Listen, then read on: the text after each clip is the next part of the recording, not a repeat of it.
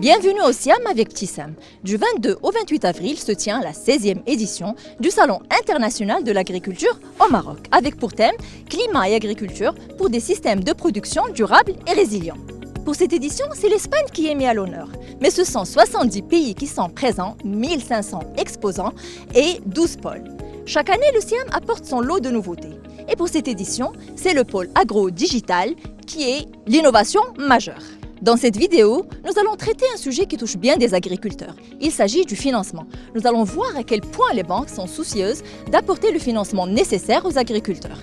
Mais avant cela, un petit tour s'impose pour découvrir ensemble ce salon. Restez avec nous.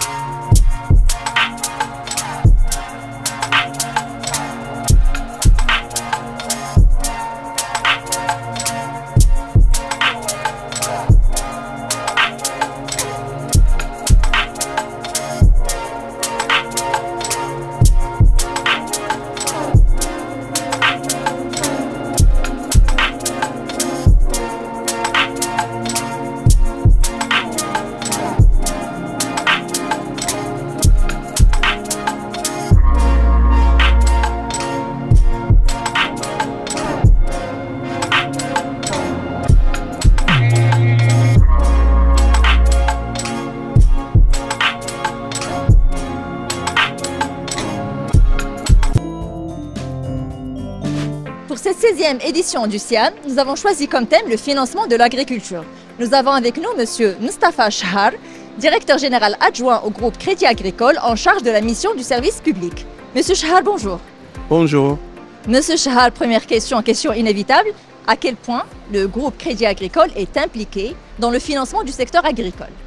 Nous représentons 85% de tous les crédits octroyés au secteur agricole. À combien est ce chiffre l'encours du crédit pour le financement du secteur? Alors nous sommes à presque 53 milliards de dirhams de financement sur les 100 et quelques milliards de dirhams. En fait, le portefeuille agricole représente 50% de notre portefeuille. Nous sommes le financier du secteur agricole depuis 1961. Nous avons cumulé une grande expertise à travers notre contact permanent avec toutes les filières de production. Il y en a une vingtaine, que ce soit végétal ou animal.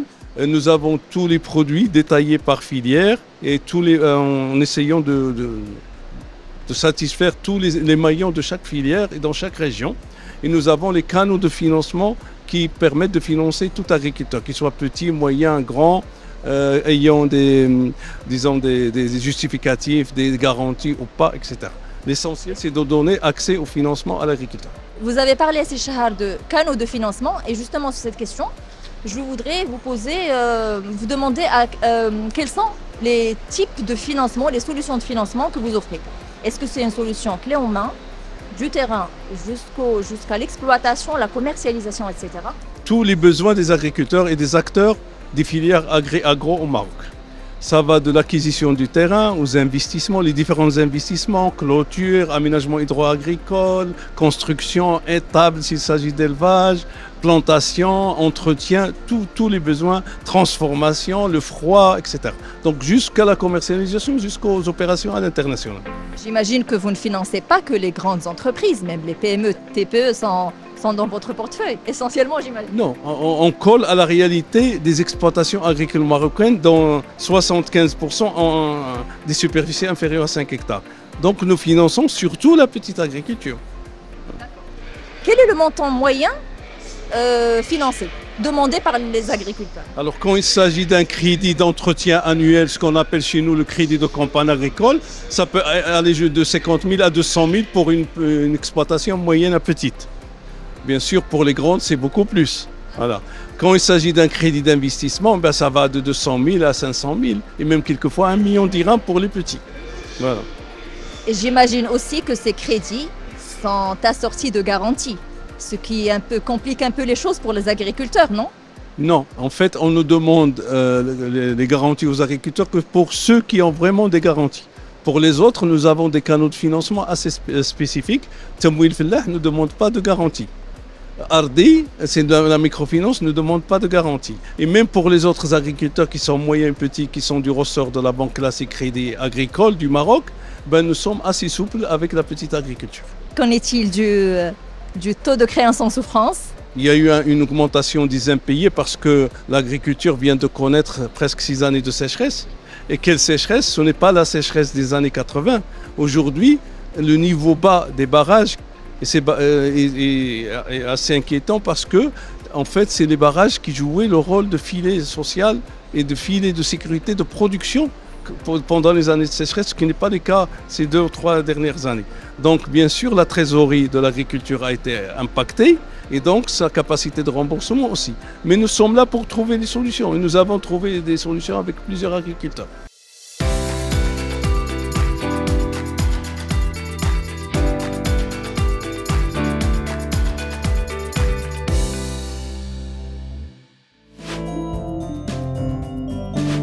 Nous avons avec nous M. Monsef Razala, responsable animation du marché PME au niveau de la BCP. Monsieur Razala, bonjour. Bonjour madame. À quel point le groupe BCP est impliqué dans le financement de l'agriculture? À travers le plan Maroc Vert, nous avons déjà proposé des financements à l'époque aux agriculteurs. Ces financements étaient dans le cadre d'une offre intégrée qui s'appelait Filahi Invest, que nous avons développée depuis en l'enrichissant tout au long de ces dernières années avec les nouveautés qu'a vu le domaine pour la cadrer avec le nouveau programme Génération Green et puis tout au long de développement des partenariats dans le cadre de l'agriculture, nous avons enrichi cette offre avec des propositions et des offres à valeur ajoutée de nos partenaires, notamment dans le cadre de l'innovation, de la recherche-développement, de solutions qui répondent aux problématiques de la durabilité, notamment la rarification des ressources hydriques, l'optimisation des intrants, que ce soit en semences ou en produits phytosanitaires, et bien sûr avec la problématique liée au changement climatique et à la transition énergétique. Et quel type de solution de financement vous proposez justement? C'est une offre plurielle, très intégrée, qui vient en fait répondre à tous les besoins de la chaîne de valeur, que ce soit au niveau de l'amont agricole, mais pour adresser également des problématiques de l'aval industriel concernant la valorisation des produits agricoles. C'est une offre qui repose, comme je l'ai souligné tout à l'heure, sur l'offre Filahi Invest, mais pas que, puisque depuis quelques années, nous avons développé de nouvelles offres qui adressent de nouvelles problématiques de l'agriculture. Donc, je citerai tout ce qui a été lancé en partenariat avec la Bird pour adresser le sujet de la transition énergétique. La nouvelle offre que nous avons lancée dans le cadre du Trade and Competitiveness Programme de la BEI, BP Trade Invest, et bien sûr tous les programmes que nous lançons avec nos partenaires, notamment dans le cadre des écosystèmes. En plus du financement du secteur agricole, le groupe BCP accompagne également les agriculteurs et les industriels de l'agro-business à travers la Fondation Création d'entreprises du groupe. Nous avons avec nous M. Younes Oujnha, secrétaire général de la Fondation Création d'entreprises du groupe BCP. La Fondation Création d'entreprises, c'est une fondation qui a été créée en les années 90. C'est une fondation à but non lucratif et d'utilité publique. Donc sa mission étant d'accompagner les porteurs d'idées de projets, d'accompagner les TPE, les TPME d'une manière générale, quels que soient les secteurs d'activité, à ce qu'ils puissent effectivement créer leur business et le voir pérenniser à travers une offre assez complète, une offre intégrée en pré- et en post-création. Nous avons une offre de services à forte valeur ajoutée, une offre de services assez complète qui va de l'information, dont on apporte beaucoup d'informations à l'écosystème, aux entrepreneurs, aux TPME qui évoluent dans ce secteur, qui portent sur les dispositifs d'aide financière et non financière, qui portent un petit peu sur l'actualité de l'écosystème entrepreneurial régional et national.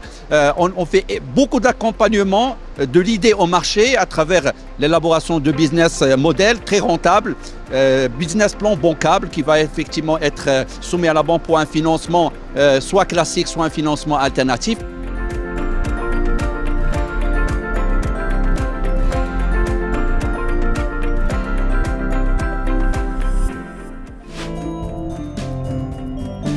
Là, on voit un changement par rapport au financement.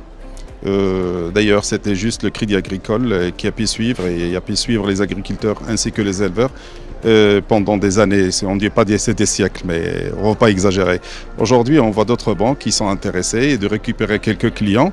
Et là, d'après ce que je vois, il y a des importateurs, il y a des agriculteurs, il y a des éleveurs qui sont intéressés de travailler avec des banques marocaines. Je travaillais avec une banque, sans citer son nom, qui a fait beaucoup de progrès, qui a fait beaucoup d'efforts. Il nous a rendu des visites dans les exploitations, ainsi qu'il nous a rendu même ici au Siam, ils ont proposé leurs services et que je vois qu'ils ont même ils ont engagé des ingénieurs agricoles qui puissent nous suivre dans tous les secteurs, que ce soit agricole ou machinisme ou élevage ou engraissement ou importation.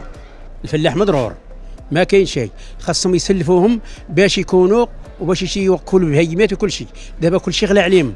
الباله دايره 1200، الخيشه ديال التمن دايره 1200، الفصه دايره 2000 ريال. البهيم غاليه كاين الثمن، ولكن الماكله غاليه بزاف عليهم. تتكون صعوبات على الفلاح مع البنكه.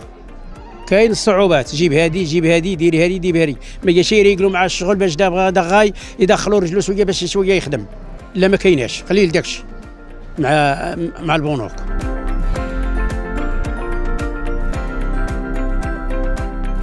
Ça sera tout pour aujourd'hui. On vous donne rendez-vous demain pour une nouvelle thématique.